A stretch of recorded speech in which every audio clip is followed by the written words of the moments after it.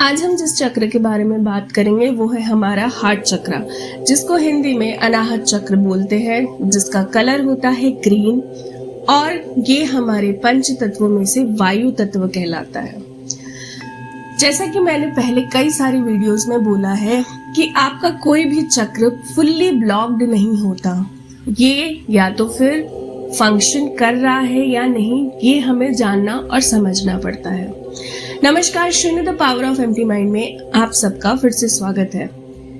आज मैं आपको फिजिकल और मेंटल कुछ ऐसे सिम्टम्स बताऊंगी जिससे आप पता कर सकते हैं कि क्या आपका हार्ट चक्र फुल्ली फंक्शन कर रहा है या नहीं। लेट गो करना बहुत मुश्किल होता है क्योंकि हमारा हार्ट चक्र एक ऐसा चक्र होता है जो पता नहीं बचपन से ही कई बार बहुत ज़्यादा दर्द और तकलीफ से गुजरता है और उसके ग्रजेस ना हमारे जिंदगी को बिल्कुल बदल के रख देते हैं और कई बार तो वो चीज़ें अपने दिल से बाहर ही नहीं निकल पाती क्योंकि ना हम किसी से बात कर सकते हैं और ना ही हम अपना दिल किसी के सामने खोल सकते हैं। इसीलिए अगर आप एक रेगुलर स्पिरिचुअल प्रैक्टिशनर हैं तो रूट चक्र के बाद अकॉर्डिंग टू माय एक्सपीरियंस जो सबसे ज़्यादा समय एक और चक्र लेता है वो है आपका अनाहत चक्र। चलिए शुरू करते हैं। फिजिकल सिम्टम्स के बारे में बात करूंगी।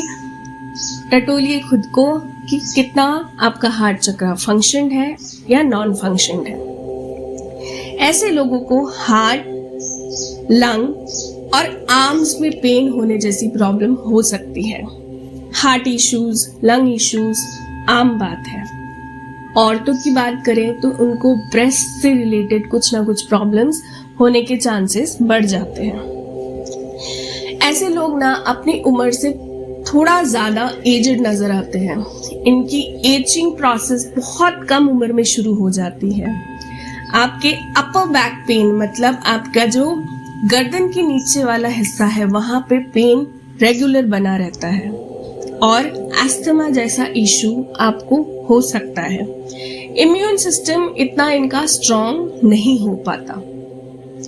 अब बात करते हैं मेंटल इश्यूज की जो ये लोग फेस करते हैं। ये बहुत शाय हो सकते हैं क्योंकि कई बार ऐसा होता है, एक तो ये खुद को अपने नज़रिए से देख नहीं पाते, लोगों के कहने या लोगों के बातों से अपने आप को तैयार करते हैं। कई बार इनके अंदर कॉन्फिडेंस की कमी और शाइनेस बहुत ज़्यादा देखने को मिलती है क्योंकि ज़रूरी नहीं जो इनके सामने खड़ा है वो इंसान उनके फेवर में ही बात करे। तो अगर उनके फेवर में बात नहीं होती तो वो इस चीज़ को अपने मन में एक अलग जगह बना देता है। इनको डर रहता है हमेशा कि कोई ना कोई इनको हर्ट ज़रूर कर देगा, इसीलिए ये रिलेशनशिप से कतराते हैं।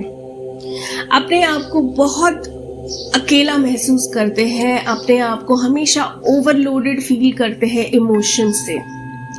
या ऐसे लोग या तो फिर बहुत ज़्यादा एम्पैथेटिक होते हैं और या तो फिर बिल्कुल नहीं। एम्पैथेटिक मतलब किसी के पेन से या तो फिर उनको बहुत ज़्यादा तकलीफ होती है और या तो फिर बिल्कुल नहीं। ऐसे लोग पजेसिव भी बहुत हो सकते हैं।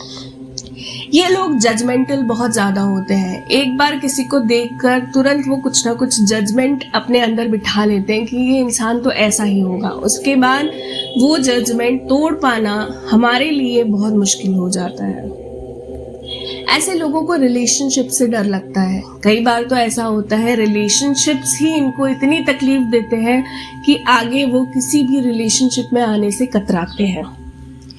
ऐसे लोगों की थोड़ी सी आदत रहती है कि वो अब्यूसिव रिलेशनशिप को भी अपने साथ लेकर चले क्योंकि ये बहुत जल्दी कई बार किसी पे ट्रस्ट कर लेते हैं और जहाँ इनको वो प्यार वाली भावना या ट्रस्ट वाली भावना एक बार दिख जाती है ना तो ऐसे लोगों को छोड़ना पसंद नहीं करते। ओवरली सैक्रिफाइस, ये लोग बहुत ज़्यादा सैक्रिफाइसेस में ध्यान देते हैं। सेल्फ लव की फीलिंग इनके अंदर होती ही नहीं है, इसीलिए ये हमेशा दूसरों को खुशी देने में लगे रहते हैं। भले उन दूसरों को खुशी देने के पीछे वो खुद कितना ज़्यादा सफ़र कर रहे हैं इनको ये चीज़ दिखती नहीं है। आशा करती हूँ मेरी इस वीडियो से आज आपने इतना ज़रूर टटोला होगा कि आपका हार्ट चक्र कितना फंक्शन कर रहा है, कितना नहीं। अगर आप हस्त मुद्रा के जरिए अपने किसी भी चक्र को बैलेंस करना चाहते हैं तो मैंने शॉर्ट्स में सारी हस्त मुद्राओं से रिलेटेड वीडियोस डाली हुई है जिनसे आप अपने चक्रों पे काम कर सकते हैं, वो आप जाके चेक कर सकते हैं। आज के लिए इतना ही। Thank you so very much. Channel को बढ़ाते रहिए, लाइक और सब्सक्राइब करते रहिए।